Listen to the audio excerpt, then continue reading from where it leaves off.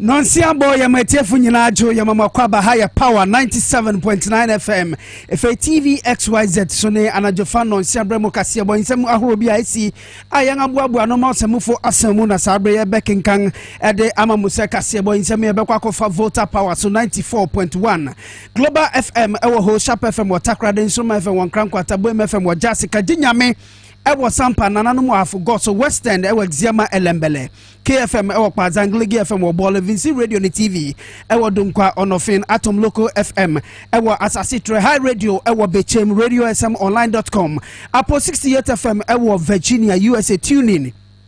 eye power 97.9 Daisy Radio ewo Italy Adamfopa Radio wo Paris G Life Radio ewo UK my XYZ online.com multi TV digibox nation so Radio XYZ Facebook eye power 979 Fay TV XYZ Ghana YouTube also XYZ broadcasting honom nyina kwa Kasiebo betumi di wadwenkyere afa honom ede abreye ma yenga kinkan ede amaw insema ebedi Kasiebo mu akotin bi enin Mrasha bedwom dom kuma no ese sese ade pani ya yabo ne di se wonye omemu temu afo pani womo agena tu Sawansu na dom kuma wong ewo mrasha begwefi akyerem se edi sobo bebo omampening dida John Dramani mama se ono ena wanhwe magana yen enyinam kanea sika ayerije sabre wo mamu no akosoro no omu se eye very very unfortunate Omaemu court bata Supreme Court mu judge baako wakwa homegie mu na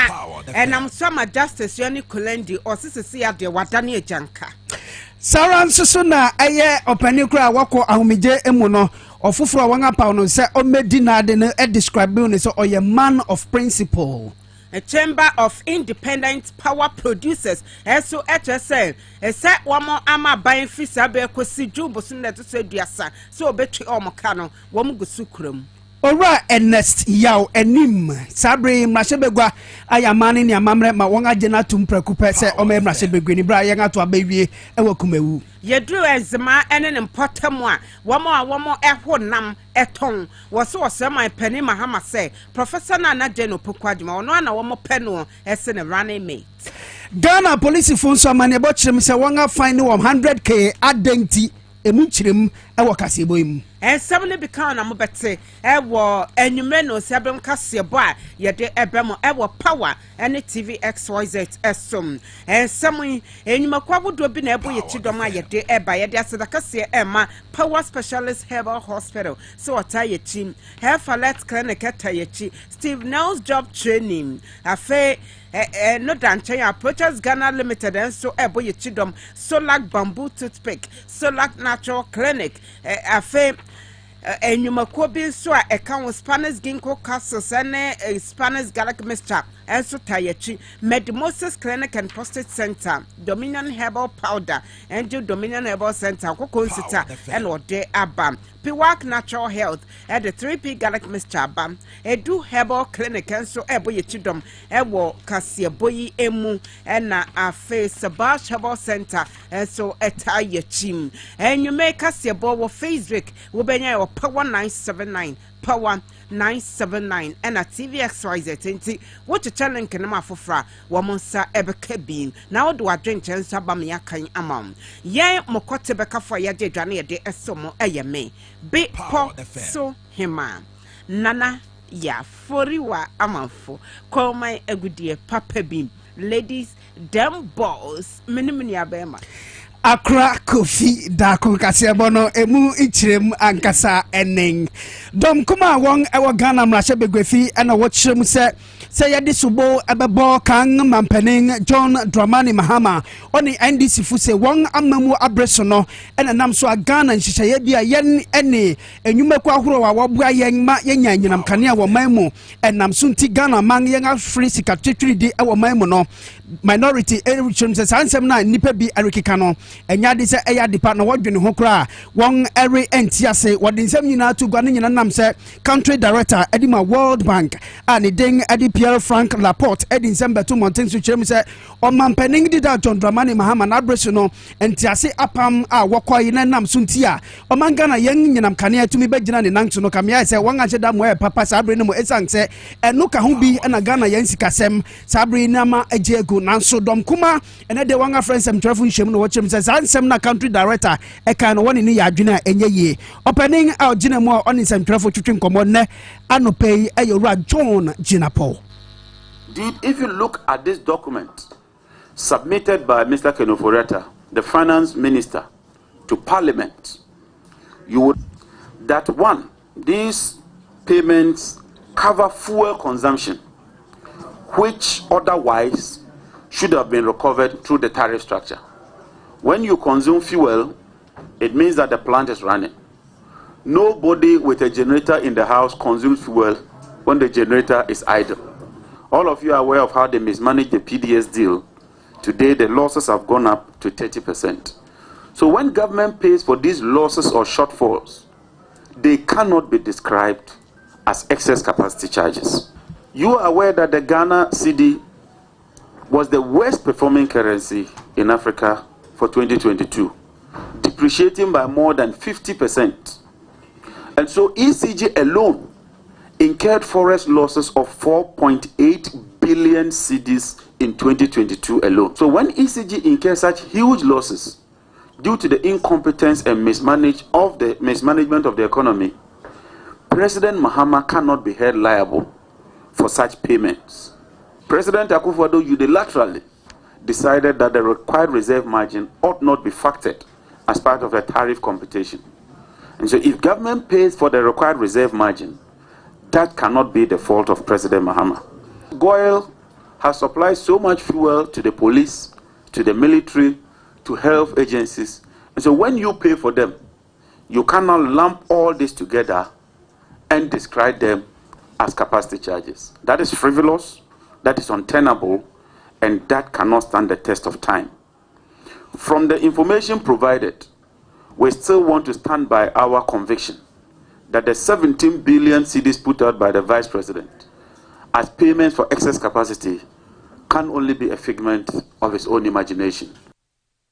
Alright, John Ginapo, a ranking member, our Mines and Energy Committee, so our Ghana Rasha Begwefi. Na ye can say no, as I said, yet searching Kitodian Mudrich. Okay, yeah, they bay from Mudia Ewaha. Yeah, na agent almost so more better to more quickly. That's a propaganda Kasiebo ya woma to remedy. One baby almost dear free. And World Bank.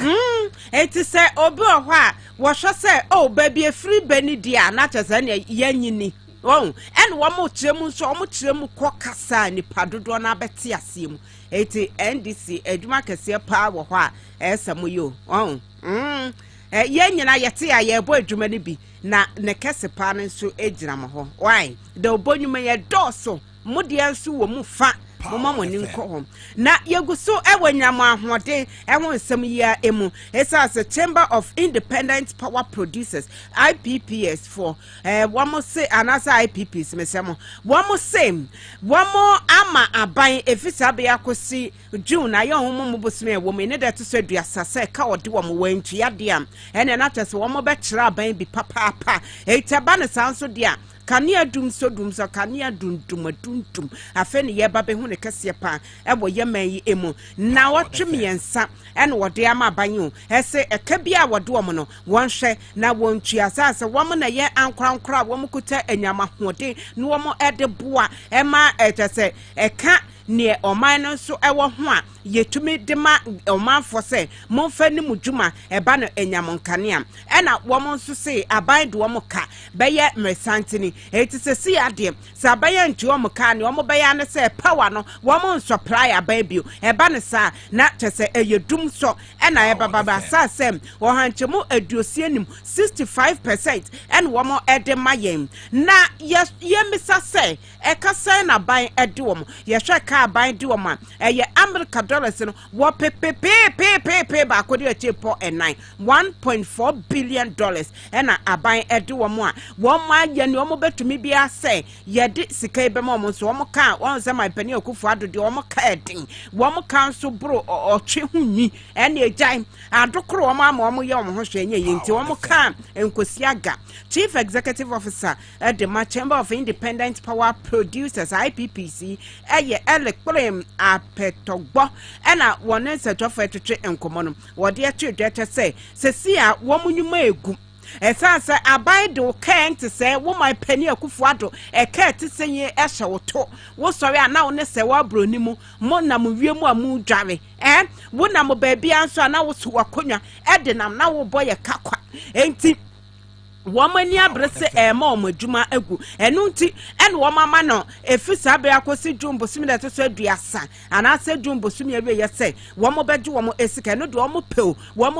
womo beje hwianse se womadwen na International Monetary Fund IMF womo so ekre abai ese wonhwo se wobeya nkrata asemu emfifimu ewo power plants ahodo ya ebo ho a yetua ho ka no emu na eno na owura apetogbo wone for etwetwe nkomo okase hwe wahu saade we nyina ye ekwan bi abai pese ofaso na yesika na ka wode yen no wotwe edekọ akire enu ti na aba ne sana so ye de ye nti obia ye nchele obia sase ye no se ofasa akwan so no wode ato time se ebeya obeka se o wode ene ye auditing no moma mebre kakra wo se June 30 ya wo de ama abai se enu ane bra eso na se wontu omka wo supply power bio no wo gusu eja wonti no ejina aban so se obetua mom se obeye den ene na dum so ne kese pa ena enam kwan so a eba o menyimu yentia Kasiebo no so na yenko insem foforo emu opanyin anansen obehwe akiri se Ghana yen temuafo panyin ewo Ghana yen court biatan eye Justice Jones Victor Doche amanebo echim so ono so wenya mfirihia edioson enti ode ne sum ne nyina obesom man Ghana se otemuafo no ode ne nyina aba na wiei ene dey na mpanyefo a womo court anase won eyatemuafo womo ya amane ne amamre a wode osum kakra ehihye so ewo Supreme Court one premises so na wode erija opani ekwan esankra nyankropon adoma yawda wo yenganimi ena opani obenya mfirihia eye edioson eye 70 years eyira nam so nti maami a won abone dinse ono ena bribia etotototo na akwamu na wagye ni tumu dia ono so be ye Ghana yentemu afopani eye Madam Gertrude Araba Tokono ene bra wode sa osomu erihihye so na Orican sembi afa justice a odi na djuma na wie ehono ochem se owura Doche de oyobia oye obi odi mra eye adwuma ye ankasa oyobi nsusu a omu atenchia nintan obebu nyina no eye de se oye fair se benkum ni fan nsusu a okanisa pepepe enunti ohunu se oyobi a wa ye adwuma ye papa bra odi ni nsam etua so no kyeremu se papa yi na nienti a oye sa eni se nipa bi ewo manma wo mo de Ghana yensika no ena wo mu wia enunti ena oye fair ne juma obedi nyina no enya de se obuno atenchia ewo maimu yenko tie Gertrude Tokono. As a jurist, Justice Doche never failed to demand and apply what is not only legally correct but what would produce a just outcome and a level playing field for all, high and low, rich and poor leadership. In the few years that I've had the privilege and opportunity of working with him almost on a daily basis on this apex court, I have watched with his keen and unflagging intelligence and alertness, his depth of preparation, and the clarity and wisdom with which he leads and presides over panels, and the Supreme Court as President of the Supreme Court. These qualities have been deployed daily in the service of the nation, sometimes without the public noticing and appreciating. But he never took a day off from doing his best. He was not here for the applause. His was a commitment to his conscience, the law, and the good of the nation, as he saw best. If Ghana is to become the nation that it must be, we can only pray that there will be more like him as he takes a bow and leaves the bench today. Chief Justice nominee Gertrude Araba Tokono ena moti nene no enwechi ena papa ya ordinary juma aba na wie Justice Doche so bra rekasa no o se oh na reho kura kano kwa eno sui osuwie no o se na abusuafo ni maame ni papa mu amaboa no o abrabo mu no also da Ghana for nyina ase. Have been said, but today is a day of showing appreciation. First of all, I want to show appreciation to Almighty God for His grace and mercy that has sustained me through my life's journey from Pando, Amfueta, Ho, Sekendi, and Accra until this day. In 2 days' time, I will be 70 years old.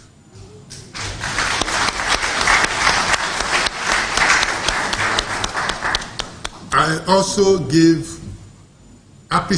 appreciate my dear parents, Alex Kosi Doche and Victoria Kesia Doche, for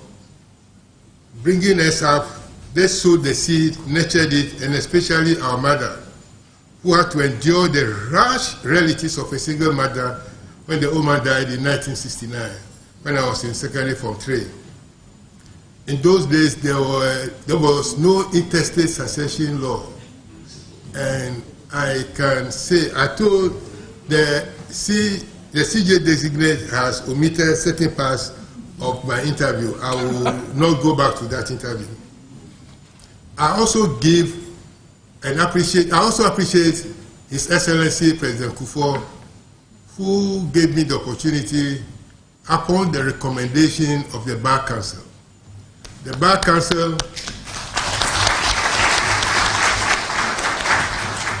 Bar Council nominated myself, Justice Eni Yeboah, the former Chief Justice. Justice Redu said he was not going to allow anybody to come from the bench straight to Court of Appeal, but that if we distinguish ourselves within on the bench, he will elevate us. And to the goodness of God, we were sworn into the High Court on the 18th of June 2002, and on the 23rd of September 2003, Justice Eniegwa and myself were elevated to the Court of Appeal. Justice Victor Jones Doche and Tisabri retired. Ojugu baba. Eviasimu emre wo ho yeni nkaso. Obi abaye obabaye ne de obekọ anti sa na akwakoye na wo konso a ensema ye beka de afa wo ho no adanse be ne ye die efa wo ho etisen wo enipa mu no ye di wo ho adanse pa na daache bi nso no wudu ahwenwa nanum a wodoma ahwenwa nanum a ehwo nso adanse die na be yesen ehwo de nipa ni ho na obeba bedi wo ho adanse ye woni wunyame eti wo ebra dwumade ikoso na Justice Jones Doche ye ma na twese bye ewo atemu eduma emu Justice Bako ya wono so ekasa wase wo enanso Justice Doche ekanipa kuo fia bia twese womo etumi ene ne kasa ewo gina ye bia wasi ehwo se bia obetumi adane mu kakra na se wo be bende ne kakra eti wose pani ekode ya abrako sampa no ono akasa mpo no mesanti no wabompa yesa se and troubled and worried and anxious sometimes, and it is mommy who decompresses him. That's right. Yes, I'm saying this on authority, and makes him the good man that he is, who has so touched, mentored exceptional and extraordinary people, who has a very unique way of saying, and it's not pretentious, it's just genuine. He tells you yes, but if you are discerning, the yes can mean a no. And so I'll miss your guidance, but as a lot of us have said, I have been looking for allies to conspire how we can prevent him from relocating to Pando. Eti enono enacha say Justice Yoni Kulendi ena yete nenkano eti ene yesetie bia obia emre ebeso na yeguso atemo adwuma no ehwebedwom dom kuma no na womo ese niema bi ewo ho a womo enya enyintumu eti womo etwen titi ahwebedwa womo ehumamo esase bra na wo se womo pesa atemo ne se womo behu emu enkratatem bibia eti afedie dom kuma no womo saka ene womo ka se we kura ma womo akoma ntom yemu na so womo etumi ehu se maame anase justice get to tokuno no yade ya adwuma no wo betumi aye wo sefata eti wo committee no eso no womo aginatum de ababedu empenfo enim honorable mahama ayamega wono etuda. Article 94 is not talking about eligibility to contest elections. It is about becoming a member set earlier by the Supreme Court in the ex parte Zaneto case. That is the Republic versus High Court, General Jurisdiction, Accra, ex parte Zaneto Rawlings, Ashite, and National Democratic Congress Interested Parties, number 2 of 2015 to 2016. If the Supreme Court was to conclude that Article 94 deals with qualification to be a member of Parliament, we admit that there should be some housekeeping matters at the point of filing nomination papers. That should be the appropriate province of legislation and not judicial enactment. What they did was to enact laws, the Supreme Court, not to interpret the text of the Constitution of Ghana. James Jachikwesin is gearing up to contest the by-election in Asin North, which has been brought about by the Supreme Court's decision. In that regard, we, the members of the Appointments Committee, withhold our approval of the Chief Justice nominee by consensus. We will not withhold our approval of her by consensus. Her CV reveals a person of considerable experience, having served as a judge from the High Court to the Court of Appeal and ultimately at the Supreme Court. Women who have acquitted themselves should be given opportunities to occupy key national offices. Even as we disagree with her jurisprudence, we find her qualified to occupy the high office of Chief Justice of the Republic of Ghana. Way a Mashabedom Command Center for Shemuya were free, Honorable Mahama Ayamiga, and at Yatin and Kase, not one answer for Ekasan. People,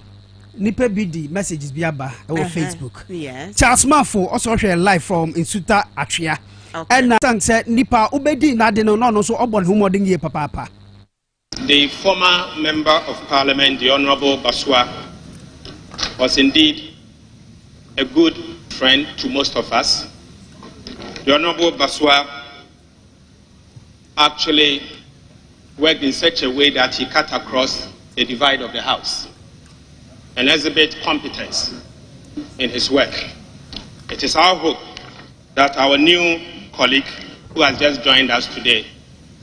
will learn from the good example of our colleague, departed colleague, the Honorable Baswa, who unfortunately passed on in the first meeting of this Parliament. Mr. Speaker, again, it is my hope that our colleague will quickly settle down as a member of Parliament for the people of Kumewu, and then obviously perform the task that he has to perform according to the Constitution of the Republic of Ghana. Dr. Kasiebo Atuforsin a minority leader odin December na wie no nenua a ono so gina a majority no anang aye osai chairman sambonso ono so de futu ekoma ora Ernest yaw anim se omomoden onhwe se inkabom ebetumi aba e wade hia won ewokumewe sanse by election a etumi ba so no kamia se nchichem etumi aba omanfo ntem contest at Kumewu, a by election contest, was generally clean and devoid of the usual acrimony associated with by-election. And the people of Kumewu must be congratulated for exhibiting true patriotism. And one hopes that the impending by-election will be conducted on the same path generally. He has barely 1.5 years to be in this House for the conduct of another election, the main election, the general election slated for 2024, which we hold in December. Within this limited time, he is required to distinguish himself so that his people will see the goodness in him and vote again for him in the next impending election.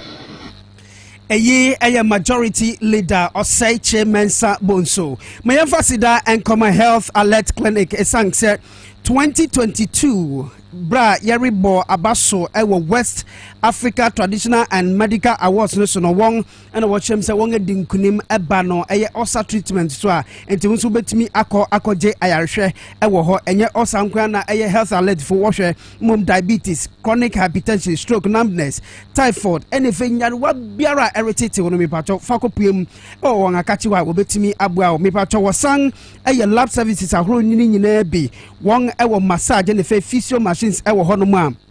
obetimi akoje ayarhwe ewo ho womu ye djuma joda kopim fida no pa no son kopim awia no nan bremo one locations ni bi anasa won aso ni bi ewo Medina Kasua Pokuase Ashaman elefe takrade obetimi afra won ewo 0242 518893 and 0242 518865 mami fa asidabion so enkoma Approaches Ghana Limited esang say over 25 years in and Approaches wonga printing textbooks ahoro ede ama yen aboa yen nyinara ma yen asua de ma yen adusua ye humansuan sem enoma etumi akonkan ede ama yen nti wonsu pebi fama oba no se bia wo primary JHS anase SHS no ubenya bi ede ama oba no so betwa dia me pacho eye Approaches Ghana Limited tew eyi enchiremu fufuru bi eni ho mom se uba no primary sa won series ni bia won ewo no mathematics, English, science, computing, ICT, creative art, religious and moral education,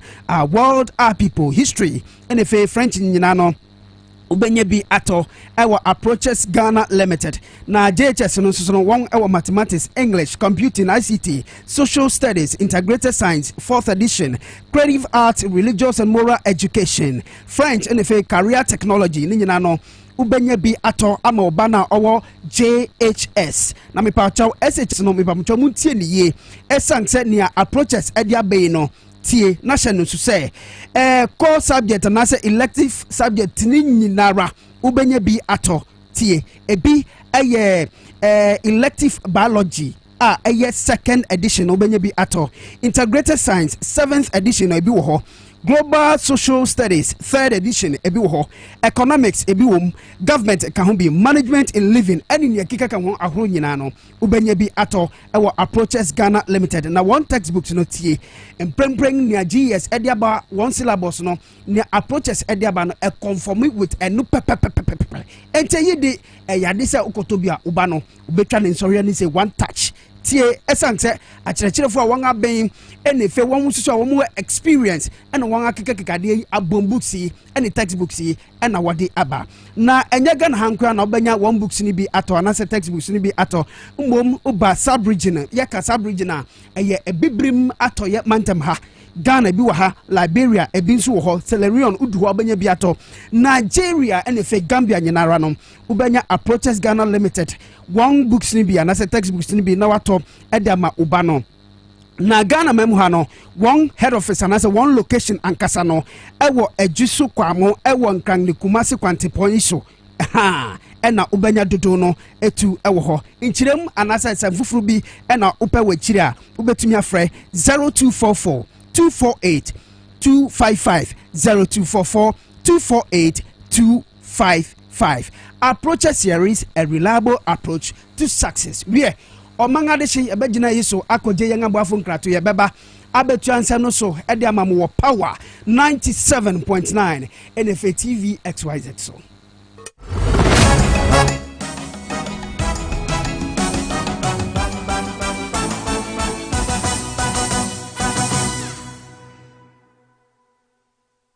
Yefemna na kwa me taxi driver na enkane na misisi eso misisi na kame na to na twetweme binya 3p garlic mixer no aboa me pa That's a miracle be wardrobe. Just a mafuno kura so you see twimi ankasa me humi esi so first me humi anesi so obeka se dia bibi hye me so bi no na ye normal ni BP ne ti no ti pa me 3 days ni I don't know that the young body I be on this my and I'm with the metro catch on me fan shaman kwana Mediabe for 3 years in Anna as an Ginawa the name was Sinash and Mqua with the Amako be almost so much me do I bet 6 years in you Tema the Magic and the Medina Taya and Kumi Prep and then 4 days and I'm a coto 3 garlic Mr. Sama me cousin and coupon when I'm say and they have no cassie no what Tomia I didn't want to catch it 3P garlic mystery. Ubenyabi wa memu pharmaceutical shops and herbal shops Fred Piwak ewa 024-89-288-24 and 020-100-0021. $405. Notice lately I've been drifting aimlessly. Bids, the actual retail price is...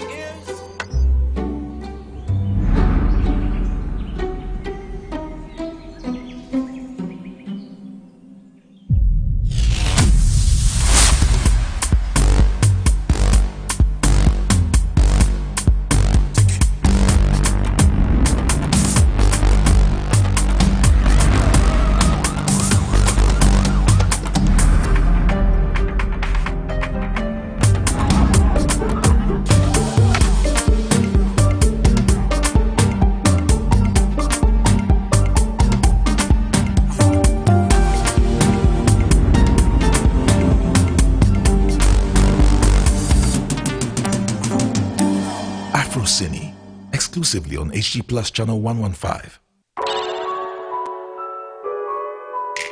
A state-of-the-art facility built with your family needs in mind. A medical center positioned for all your fertility problems and other diseases. Medimosis Clinic and Prostate Center. Our goal is to help our patients achieve and maintain optimal card and all other private insurance card. Medimosis Clinic and Herbal Center, your ultimate solution for prostate problems.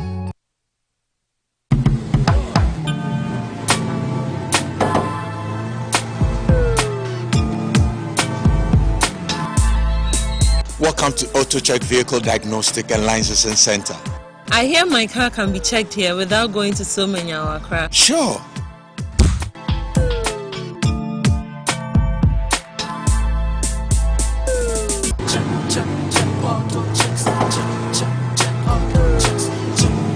Emission, check. Alignment, check. Brakes, check. Visit AutoChecks at Koforidua Aquadum Road for the roadworthiness of your vehicle, from saloon cars to heavy-duty industrial vehicles. Madam, your car is now ready for the road. Thank you so much. AutoChecks, check. AutoChecks, your safety, our priority. AutoChecks. Score HD, the new exciting football channel, is now available only on HD Plus and brings you football from around the world. Watch Sadio Mane and Daniel Kofichre in the top weekly match of the Bundesliga 1 and DFB Cup, Primera Liga, Copa de la Liga Profesional. See Ronaldo in the Saudi Pro League, as well as daily sports news every other hour. Also, get updated on Messi and Mbappe on PSG TV and many more. Feely on HD Plus channel 151. Agronoede HD Plus, the Feely experience.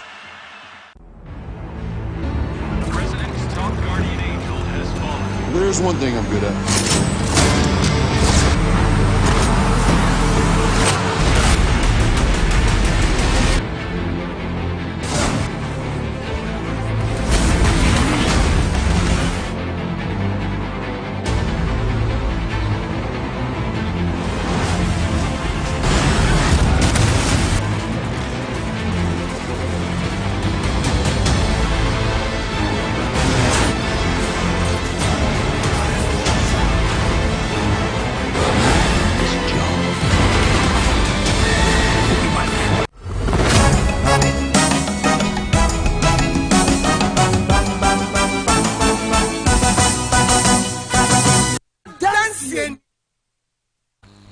Amade Shama Makwaba at the back power TVXYZ. And you met no Siabram Kasiebo. Eso, was I and car our Facebook, Power 979 and our TVXYZ. Mesamo,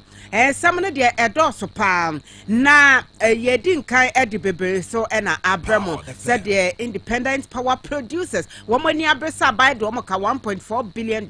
one tria emomo, as also and a justice doche, one no a fedie, Wakwami Jimunyamia Duma Yawada, not Wama Atomu Jumane Babai, a Dom Kumaya Wama Shebedum, and so say, World Bank and some of your mocha, Efa and Yamonkania and some of them, Ede a Hosubo, Ebo Kania and this Yabino, and Yanasobia in him. Yet was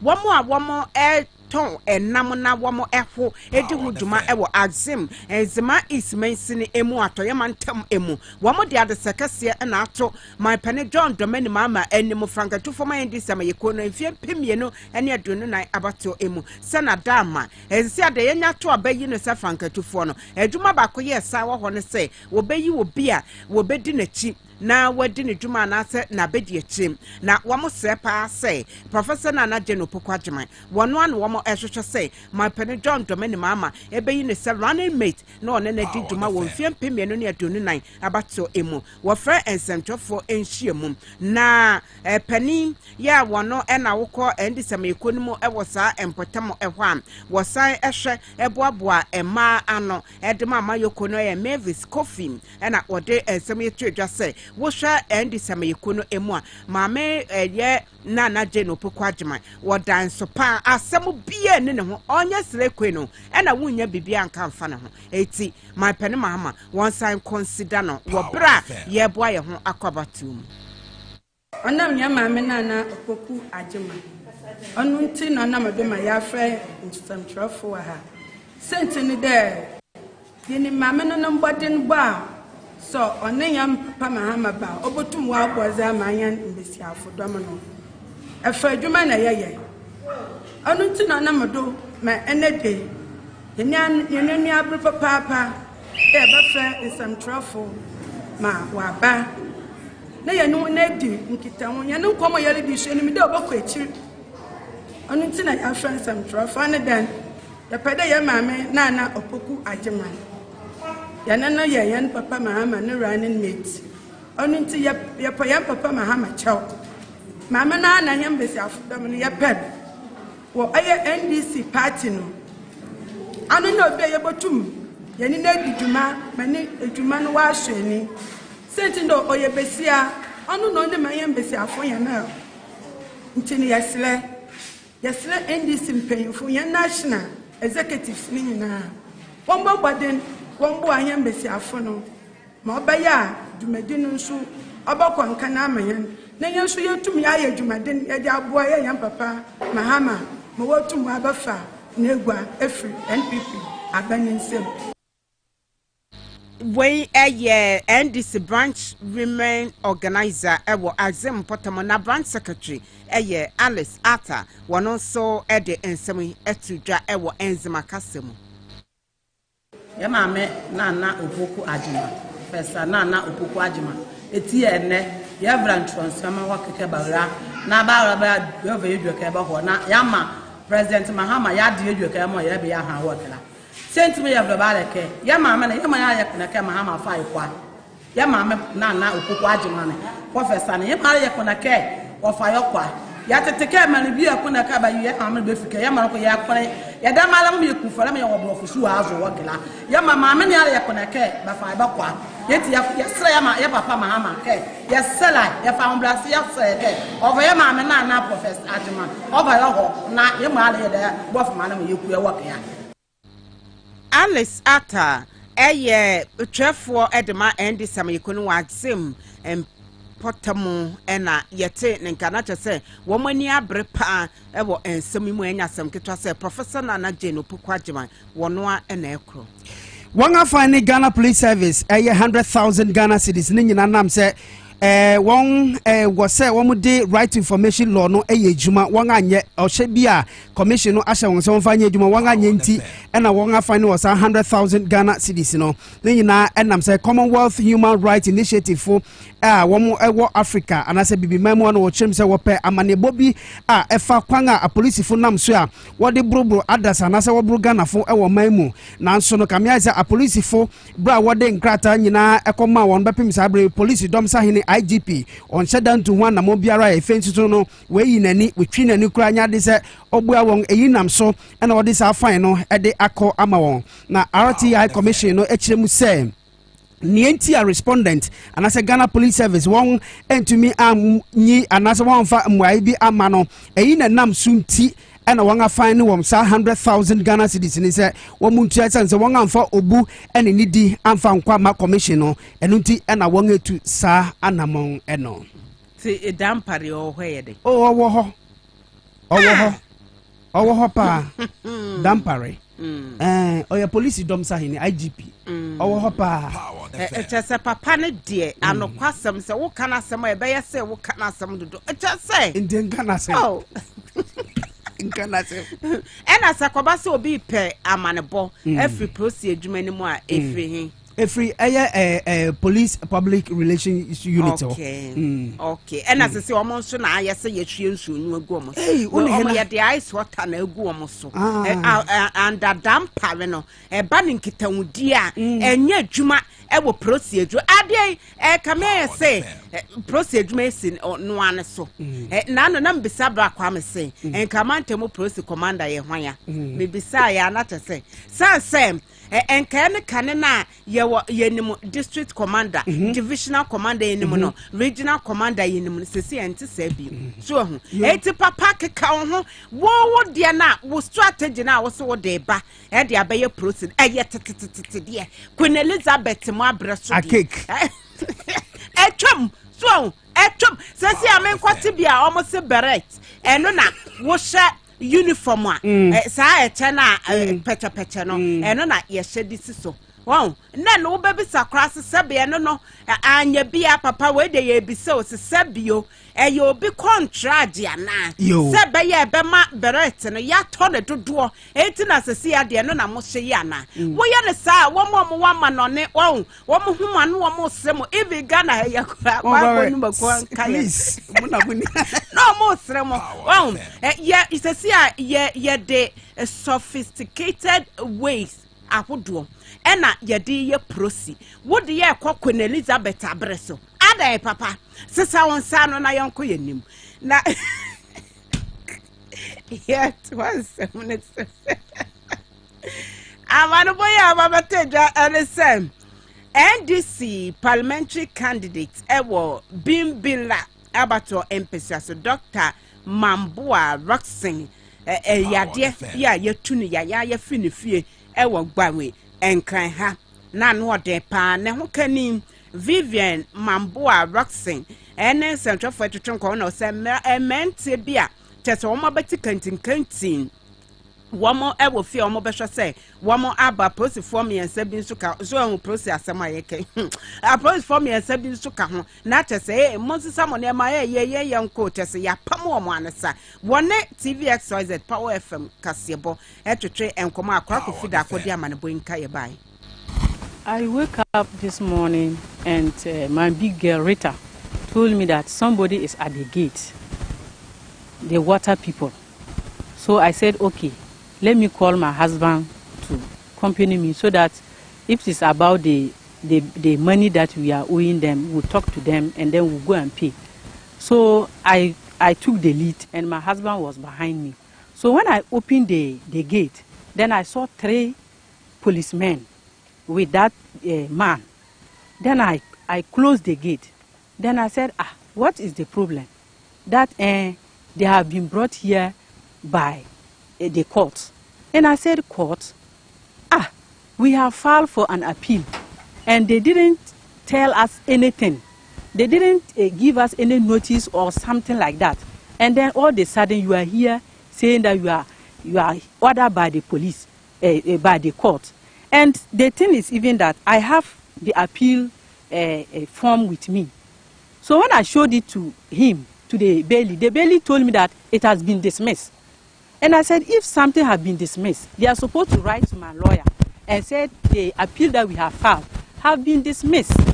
But they did not do that. We didn't hear anything. For you to show up and said we should leave the place, they are coming to pack us out, we should open the gate. So I didn't want to open the gate. They were forcing me to open the gate. I said I will not open the gate. So I have to put my finger there, then I forced and opened the gate. So the Bailey and the 3 policemen entered inside. So I thought we were going to talk things over. The Gomba boys, Hausa boys, Mocho boys just came. There are more than even 30 of them just came and burst in. For us to go, when he went for the filing of Bimbila, this thing, we came back, they just turned the judges. Do you know that during the politics, this lawyer was there using this house, how they have packed us out in the campaign ground, how they have packed us out, how he has come to help us, how he has given money to us, which was all lies. He was never my husband's lawyer. He was my lawyer. If I am lying, he did everything possible for my husband not to win the Bimbila this thing. And my husband refused. He did everything possible. But my husband refused. And he is my brother too, and he's my husband. If it is, he is behind all this. God is our witness. God, it is our witness. Because number one, nobody on this earth can do this to his fellow person because of political reason.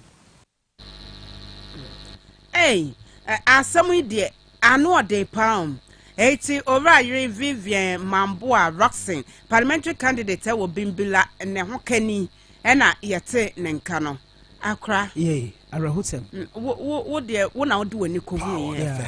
Eniema no hefo na yigu ho. Ɛyɛ boys bi, macho men. Omo yɛ best at this. Adenti na omo yi. Because so mentimi kan bebre. Ye wo TV so. Mentimi kan bi. Na wo hu omo be hu omo. Oh yes, wonim boys yi to the extent is police fu gina ho. And I share my boys yi niam nyina wo twe niam nyina fi won dan nim. Ebegu abonte. Se police di akire de bi atumi bi etayekire. Na ona o man fa warrant bi anso anche. Debi. Okay. Eti fesi. Ya de ani be di akire. Yo. Tew, yentu aso na yenko yenganim. Sand and stone contractors for won ewa banyard no wo Ablekuma North important one wo chim say Nyankopon yadoma 2024 wo beto aba edetia MPP adenti wo mrahye begwani ni abankra chepanyin wo ho ode won enam kwan bi so a won ani enye ho amane bo no emu ntuaso enen Wanga watunton anua ene muba ewo Vineyard ene wo Ablekuma North mensinum ene wo enkramantama ene woribontenene erichirim se 2024 anhwe ya won to aba infama NPP adenti wose won abankra chepanyin a owo ho ene wo mrahye begwani Sheila Battles ene won enakwan bi so a wodwene ho a wonte ase wo kirem se bia a wote mprembren a wode eriye won adwuma no won atena obesemfisha aduanan ene ekirini bra wo ba hompo na honom nye enti won an wo siesie ho me honom abaye nika na won aye adwuma nso kamia se won mra se begwani ene abankra chepanyin no aka bachima wo pese wotu won edi efi ho na nti a won anya ene se wo pese wode honom no ema ankrankra bi na ono so edi beye na adwuma Ora James Goka Jokoto chairman Edima Stone and Sand Contractors won Potem Hall. Abatunu is around the corner. It is a mountain year, na do honuma. Campaign a year, mu buy no. You be against you. Say, and ne, Yajina hay, a commodia, or Manuadi, a drop be any ho. And to when I declare Yrini ma. And which ni members ni bi, any mianso so a woman so. Omo etuntong anuane bi nso ene yen ekasai se say to ho omo de letter bra say yentu ye ni de ya ye mu se yentu omo ampa bibia so ma say mo nkọ ha na mo kọ yedwuma ene ekasa de bi enkwanti e po omo chow Sheila Battles ene Bella ene Nana Akufo-Addo ye pa no chow yo batampa se atamu aso ya ba betu aba mimi jewe mi ye MPP ni pa MPP ni mi tuwe campaign mi ya no campaign mi ye wa anya agro na de betu ye me dan ya mi campaign Nana Akufo-Addo yes ready pi yes Ghana paying for omo bra sem ni mu masa ye tu ye ha aja ye ni bebia ye beko ye kan pam pim a ahahwo ma yaba na nsoro won na bia nu wa yaba anyene yaba mo your friend the bella MC no baba si na dan ha ro beto abone anwea na re nti bone yaba anyene yesi kwahwe kwa na dai yelodu aka tikiti na elodu ha eduma na ne kakaka na obi aye de eye aha ye won over nipa be 1000 na wa ha ebi pomba ebi mfika so mbeba won nti se mo kwan kakra mo be ya so na ka mba park ka se wa ha so Sunday obi dika kofie ne kwakra mo na mabun bi a wom so won awie suapon a woni adwuma yen so kyeremu se anamo yi ampanyefu eritui no e de haw na bebra won esanse bia wori adwuma mprempen no eho na wonya won dada aduan. I'm not happy about it at all because this is the work we've been doing for ages now, and all the drivers here have their mates and they've been teaching them how to drive as well. So if you sack them from here, where do you expect the youth to go? Yes, from Momwaye. If we say youth no, Yabaha is here, Juma. Yes, can be so edited. We school last year because to na me ba ana mbe gwan yenya kakra na me so mama fo di bia ka mama me na me de go school nti si a won pam ye free a ayin na me because go ayin na mama fo di mama me enso me so there is me so me break kakra na o me be ka mama na asum na me de ko Accra Kofi Dakon TVXYZ any power Kasiebo Vineyard Ablekuma Accra. Hey, entabai adakwa yi adombesese onye bibia ye ho beto ye kakra. Wa enyume wo ba ye wa mie bi. De wo ho nso a meje migu no. Ekasen. Etsese a wutu wo no Accra o se wotu wo mo nkwe. Woni bia wo beko. Are you serious? This and Crawford won atena over 40 years. Nso wo se won tu. Ihwehwemu no kan kyerem se estate developer bi. We dey sisu. Okay. Ateta. Hey. Abawe. Yo, munyina momo mode na munya adwumaden. Me patro edu 2024 mo bi mfa ne 10 Ghana. Ana se tu jimi mo. Ana 20 Ghana ma me da down. Esasa ne nka no crowd de na chese bon se mu jemu eto so 100 na mo betene mu. Hey, na Dr. Bomi share. Munya. Eti yesamo yenya adwumade na ndi simra power watem ma menkafo edu herbal clinic ma bia yesonko a se mubuo yade stroke e de wato dem a wokọ a ahotonko a me say Ghana ha herbal hospital bia ni ho a wose otumisa stroke eka edu herbal hospital me patron nti monko mo kira kwan mo hwehwe mo kira kwan ko mo ho na monko gya yarehwem won so a wo de ye asthma na sent chiwa ya de wa hwehwe awoa ema mema low sperm count hey sa ya de na wo kromu apa low sperm count ukwedu herbal center wo be hwe no waye fi ho ediama typhoid fever ediama for konsie do ana say hepatitis nso ye dangerous say Edu herbal clinic se bra na won show kokwa na se namu nyarewa boys bebre na mkromo e namu nyarewa dokro mo se no komoa wa ube hu ano ode akosa ne girl bia wonam ne baby girls no so bi wo mo ho sa enti ube edu herbal clinic anu ya hwe eye fiama prostate crowd wote ne te ubu nsa wote ya wom eye edu herbal clinic akache na ubenya ayaresam wo hwo mo chi akwan ya owo mankesim be fikrum ena enkran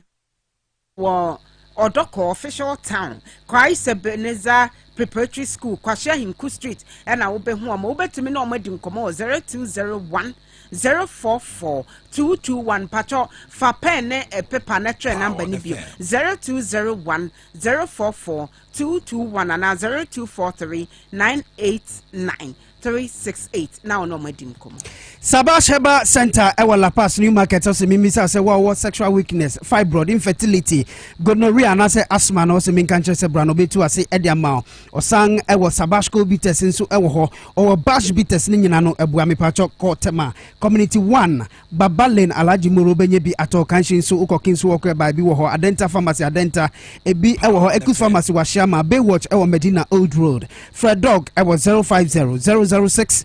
4000 and 050 006 4001.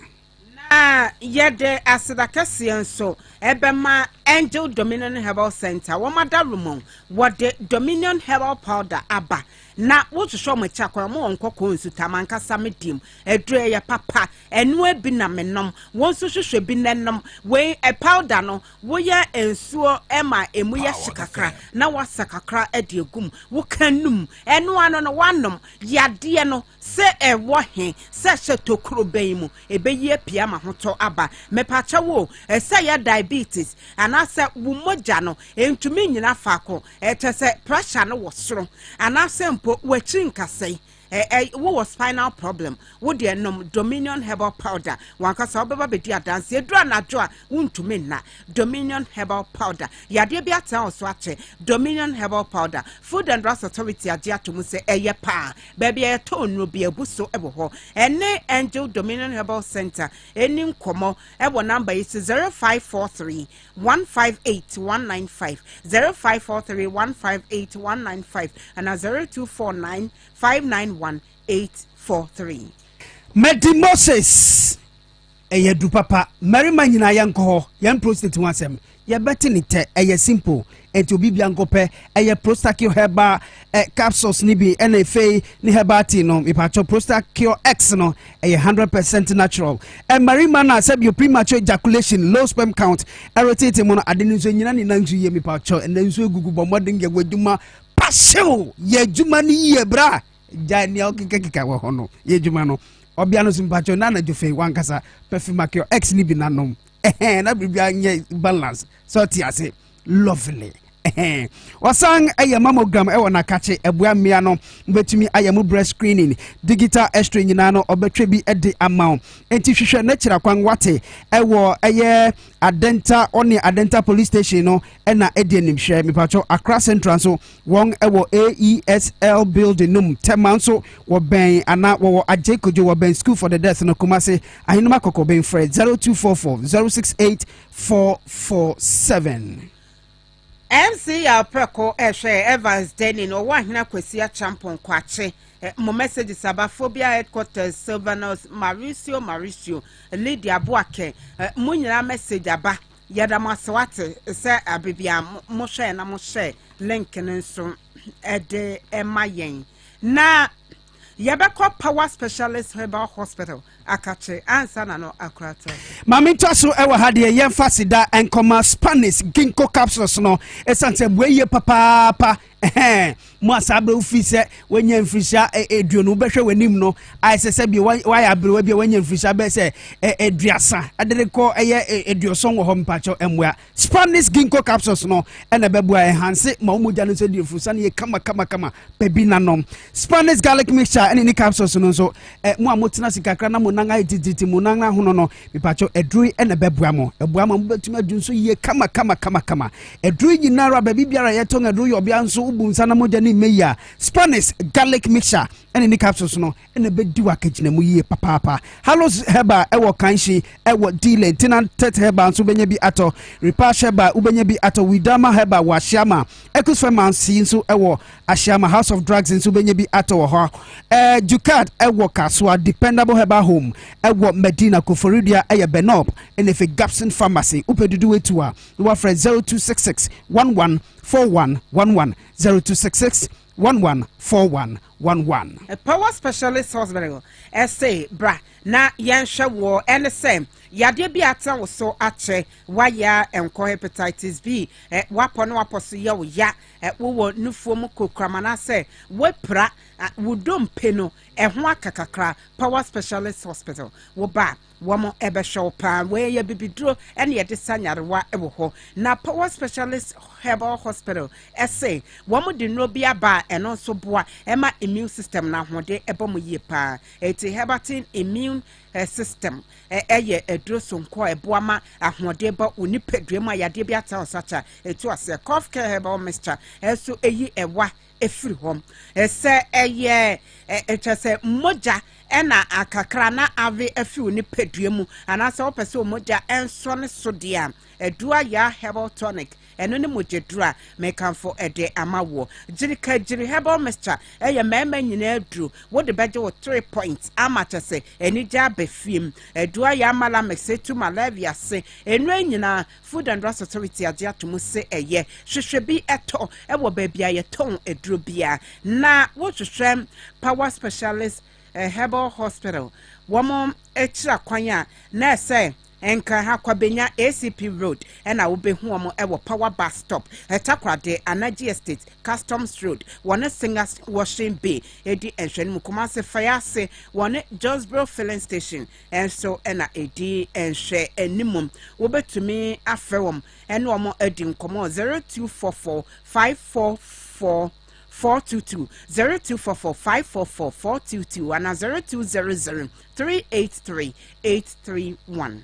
3P garlic mixture me paucho mo high BP no enye dipa high sugar level and also emwa obesity stroke me paucho emwa and efe obi wo ho nso nu musu kakra bi obekwa godwum sam paucho sebi oso won enya dipa musu so uya branty young guy we say kan no akra na mafu na so enehwe me na megina me na so lovely nankasa ne aye 3P garlic mixture no na manom intimafu nyina na atwetwe oh shirt no ze be ready than akwemu lovely Sideng. We pacho edro iba bibiara yeto edro benye biato okanshi Kofi Sam Kingswalk nso bi ho Tema Community 5 Little George Medina nso in St John's so a health alert shop Ashama a good pharmacy kaswa a tribe of Judah Frappy work was 0248 928